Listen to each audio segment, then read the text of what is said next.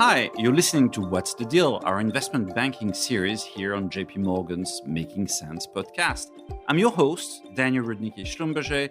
I'm the head of Leveraged Finance in EMEA at JP Morgan. Today, we're here to discuss the takeaways from our 9th European Leveraged Finance Conference. This conference concluded on September 5th in London, in our offices, and featured over 1,800 participants, 90 presenting companies, quite a record. I'm joined today by Andrew Crook, the head of Leveraged Finance Sales. Hi, Daniel. Thank you for having me. And Daniel Lamy, our head of European Credit Strategy Research. Hi, Daniel. Andrew and Daniel, thank you for joining me again. And maybe we can start with you, Daniel, to talk a little bit about the trends in the leveraged finance market so far in 2025. And the main evolution compared to 2024 looks like quite a good year so far, doesn't it? It has been a good year. In fact, European high yield has returned 4% year to date, and it's done that in a relatively straight line, aside from in April when we had some pronounced volatility after the Liberation Day tariffs. What was quite remarkable was that the market recouped those losses within just 25 trading days, which is actually the second quickest ever rebound from a 3% drawdown in the last 20 years. So the underlying market's in very good health. Spreads have tightened about 30 basis points year to date in European high yield. They're sitting at around 300 basis points at the moment. Now, while that's quite expensive from a historical perspective, expensive for investors. For investors, indeed. Good value for your corporate clients and sponsor clients. It's really down to the strength of the underlying economy, which has been very resilient this year and has withstood some pretty big shocks, not just the tariff announcements, but a lot of uncertainty around geopolitics. What's also helped in Europe specifically is that you've had the loosening of the German debt brake. And so the increased spending there is offsetting some of the tightening that you are seeing in other parts of the continent. And overall fiscal policy across the euro area, which was contractionary this year, is now going to be neutral to maybe even slightly expansionary next year. So that's a positive. And our economists are expecting growth in the euro area of around 1%. We're also seeing more demand for credit from a variety of sources, but most notably foreign institutional investors who, given the uncertainty around geopolitics, are looking to allocate more to Europe as a source of diversification away from some of the extensive US holdings. That's something that we heard consistently from participants at the conference. And we're also seeing a lot of demand for credit risk from the retail side. The fund flow measure that we have maintained for a number of years has shown 8 billion euros of inflows since late April. That's on an asset base of roughly 100 billion euros. So quite a substantial inflow. There's also been a lot of CLO formation this year. Excluding refinancing, CLO issuance has been around about 40 billion euros. So again, some very big numbers. And historically, when we've had index spreads above 4%, those inflows have tended to continue. We're currently looking at a yield of just over 5%. So all in all, from the demand side, very healthy. In terms of some other themes, what I found quite noticeable is that it's been a quality-driven rally, at least in the last few months. So since June, double Bs, which are the highest rated portion of the market, have actually outperformed lower rated bonds. Triple Cs, which are the lowest rated, have lagged quite considerably. You've had some very large single name declines. On the index that we look at, Triple C returns year to date are actually close to zero. So that decompression between high quality and low quality is unusual in a market that is trading so tight, but it is supported by the fundamentals that we're seeing. There's weakness at the higher levered end of the rating spectrum. Do you also see increase in default? So default rates have actually already begun to climb. That started in early 2023, and that was a response to the change in interest rates. So a lot of companies that had borrowed, you could say, too much in the low rate environment, when rates reset higher, found the interest expense unsustainable. Now, that's been a long process, and many of these interest rate sensitive companies are already now restructuring, have done so, or are close to finishing that process. So our own measure of default rates is at around about 3.5%. We think that will climb potentially as high as 5.5% by the end of the year, which sounds very high, but it's driven by some very large capital structures. And I think crucially, it's already understood and priced in by investors. And I think the good news is that looking forward to 2026, we think the default rate could drop quite sharply next year as you move past these events. So we've put in a placeholder of 2.25% default rate for next year. And then depending on where we see the economy going, we could obviously change that one way or the other. And for our listeners, the stats you're giving on default rates, is it across leveraged loans and high yield, or is it just for high yield? So the numbers that we calculated for high yield, the leveraged loan default rates in Europe are a little harder to measure, but the numbers that we've seen are a little bit lower. I think what we will find, though, is that the high yield default rate will come down next year, but the leveraged loan default rate might be starting to rise from, again, very low levels. For a variety of reasons, it's probably going to take too long to cover in this podcast. But overall, we're reasonably constructive on fundamentals. There will be some pockets of stress, but it's just pockets. Constructive is probably, Andrew, also the theme amongst investors and lenders. I felt the mood was quite bullish at the conference. I think that's right. And I think that's been the case for the lion's share of this year, notwithstanding Liberation Day and the short-lived wobble that came with that. I think, just to add to Daniel's point around default rates, the investor expectation consistent with Daniel's view is that they remain relatively subdued in North America and actually decline from a highish base in EMEA, where, as Daniel said, they've already been elevated on a par-weighted basis due to some of the larger idiosyncratic issues. So investors think default rates are actually going to come down for a couple of reasons. There's been elevated distressed exchange activity, and that's resolved some of the problem credits. There's been a high level of refi globally that's pushed out maturity walls. And then something else that's very prominent in investors' minds is how diverse the different sources of capital are available to issuer clients now. So, for example, there's 450 billion globally of private credit dry powder. It's a fairly broad definition, so not all of that is direct lending. There's some mezz, there's some credit ops in there, but even still, the diversity of capital source is broader than I think it's ever been. With respect to the economy, in a word, the global economy remains resilient in the eyes of investors.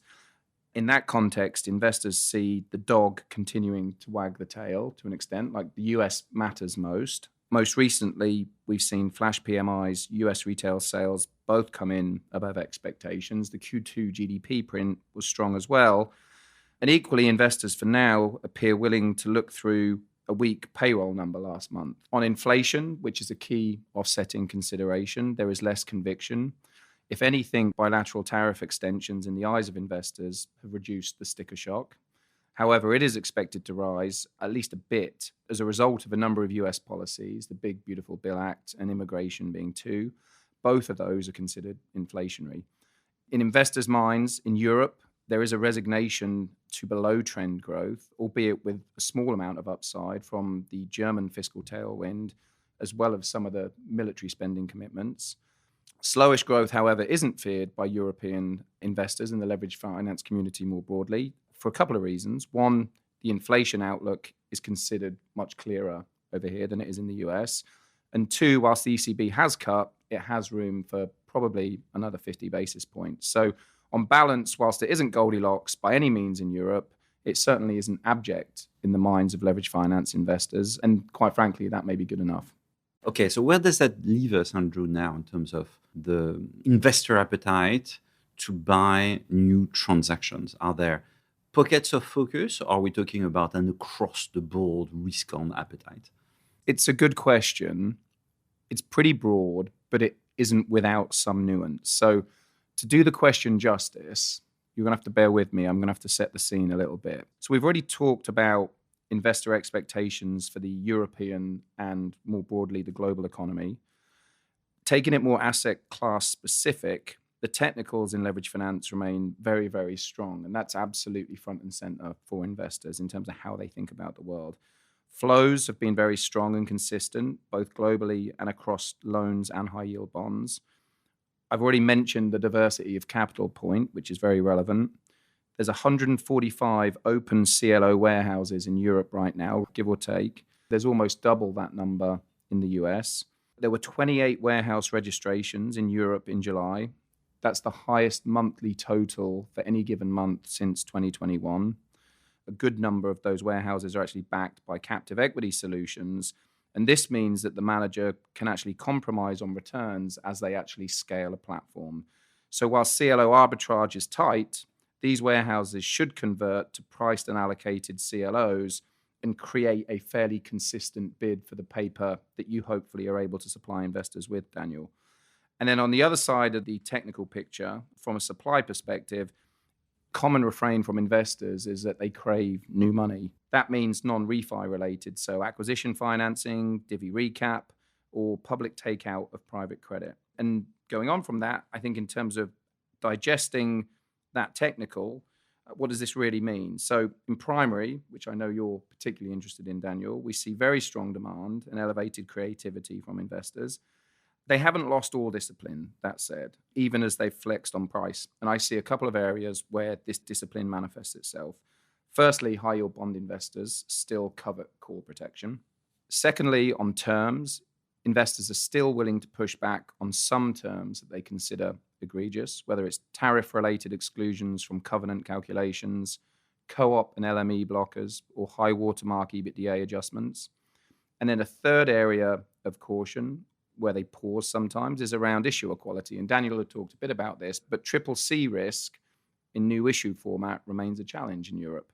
There's been a small number of examples of low quality supply in the last 12 months. Those that have braved it haven't always met the response they covet or necessarily traded that well on the break. Otherwise, investors are invariably willing to do the work. Europe's digested some very large transformational dividend recap trades. It's digested some private to public. It's digested some LBO financing, as well as a lot of cross-border flow. My point being that investors will look at a lot of what you're able to bring and what your issuer clients are able to bring. Dispersion is expected to rise slowly, creating a more forward-starting opportunity set. And in the interim, some underperformance from some sectors is expected. A couple of sectors that were referenced to me this week included leisure, theme parks specifically, chemicals, oil and gas, albeit less of a default cycle there and more of a repricing cycle, and some of the healthcare names in Europe as well. On the flip side, investors are reasonably constructive on the remilitarization theme. So that means sectors such as infrastructure, satellites, defense, and equipment rental. So Daniel, I have a question for you. This is something that's come up in a lot of panels this week. It's come up in a number of the roundtables that we've done. M&A as a supply driver. We read a lot about it. We read a lot about sponsor pressure to realize DPIs. We read a lot about the backlog of sponsor-owned businesses.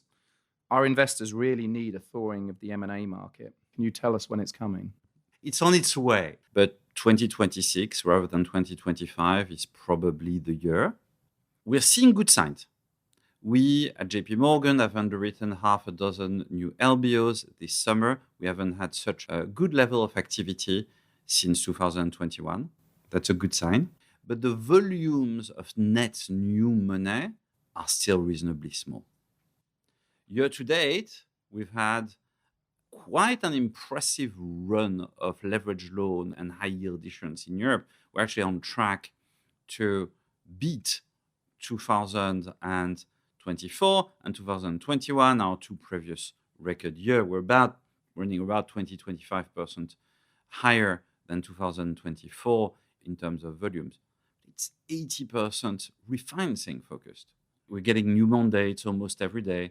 It's a market which is ripe for repricing in leveraged loans. The first week of September has been quite good. We've seen 8 new issues in the high yield and leveraged loan market. We are not yet going to see massively increased M&A, new money related volumes. Actually, out of a 25 billion visible pipeline, only a third is M&A related. So it's getting better, but slowly.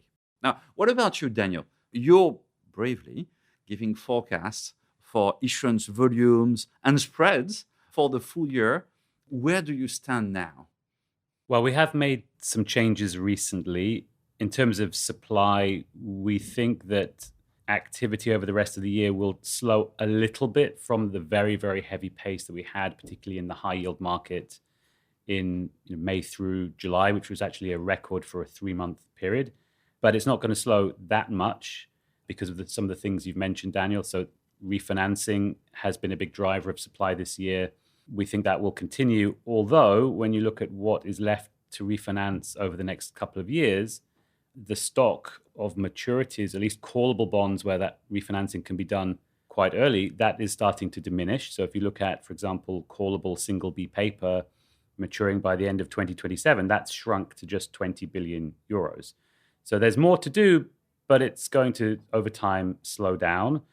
But given that we're in this lower rate environment than we were 12 months ago, and spreads have tightened to very tight levels, expensive for investors, as you said, but cheap for issuers, we could see some net new money supply on the corporate side. So companies just wanting to put some cash opportunistically on balance sheet.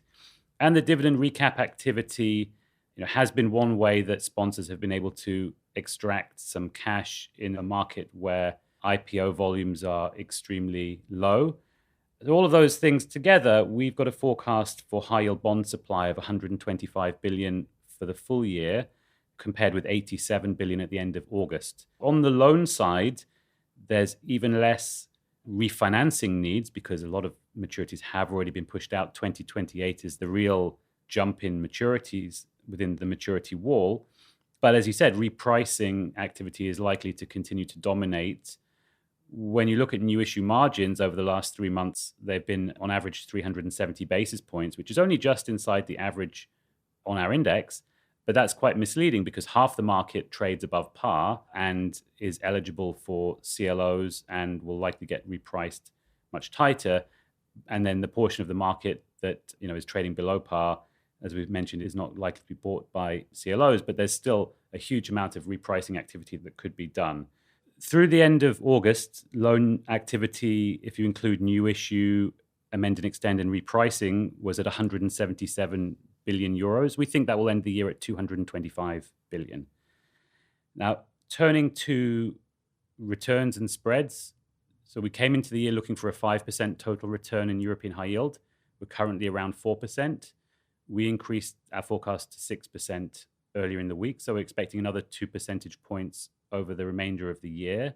We've got spreads ending the year at 330 basis points, so a touch wider than where we are to date, but some offset from lower short-end rates because our economists expect the ECB to cut rates one more time in October. Now, what could cause spread widening? I think spreads are likely to remain very tight overall, but some of the macro data that we have, both the US employment data and the inflation data, could nudge us away from the Goldilocks scenario that markets have been pricing in over the summer. But I would stress that unless we get back to a world where recession risk is really on the table, we think that high yield and leveraged finance is unlikely to reprice very much and will remain quite sticky at tight spreads. Andrew, what do you think are the main risks and opportunities for the market in the next 6 to 12 months? We've heard Daniel what could widen spreads. What's your view? So on the basis that spreads are tight, and I'm going to talk more about risks than I am opportunities, you may conclude that the leveraged finance market, at some point, risks becoming a little bit complacent. So I think you can bucket the risks into 3 or 4 main categories. Firstly, macro. They're the same risks facing all of fixed income. Rates vol, for example. It could come from rising government debt concerns and deficit concerns. That was a fairly common thread this week. There's no easy fix there. The market turns the other cheek until it doesn't, to an extent. Secondly, geopolitical risks. I mean, that's probably a topic for an entirely different podcast, but that's very difficult to forecast in the eyes of investors, but it's certainly omnipresent. Third, something that we haven't really talked about, but is relevant, is an equity market correction. And by that, I mean that the market is wrong on AI. US stocks have rallied 30% versus the Liberation Day lows.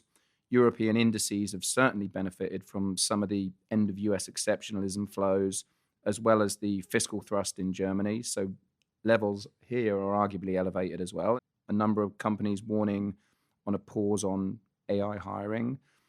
A couple have mentioned the recent AI luminary warning around unsustainable pace to CapEx spending, low-cost Chinese alternatives, obviously, that reared its head in spring this year. And then as well, in a related point, US access to rare earths and critical minerals. So that's a mix of AI and tariffs. In terms of leveraged finance specific risks, the cost of debt remains relatively elevated. So if we're all wrong on inflation, that would remain a concern. So I think more for now continue to signal the all clear than a warning of imminent stress. But I do see an accumulation of risks. I think in terms of opportunities, really more of the same. So by that, I mean quality carry. All-in yields in the eyes of investors are deemed sufficient to compensate for any potential spread volatility. So I think I'm going to say what you want to hear, Daniel, which is investors crave supply because there's some new issued concession offered and they're ready. When you look at spreads, removing the 10% of most stressed capital structure or lowest rated capital structure, spreads are close to an all-time low. So to recap, today we dived into the key takeaways of the 9th European Leveraged Finance Conference. We've explored market trends, investor sentiment, and future risks and opportunities. Big thanks to Andrew Crook and Daniel Lamy for joining me. Thank you to our listeners for tuning in to another What's the Deal episode. We hope you enjoyed this conversation. I'm your host, Daniel Rudnicki Schlumberger, and until next time, goodbye. Thanks for listening to What's the Deal? If you've enjoyed this conversation, we hope you'll review, rate, and subscribe to JP Morgan's Making Sense to stay on top of the latest industry news and trends. Available on Apple Podcasts, Spotify, and YouTube.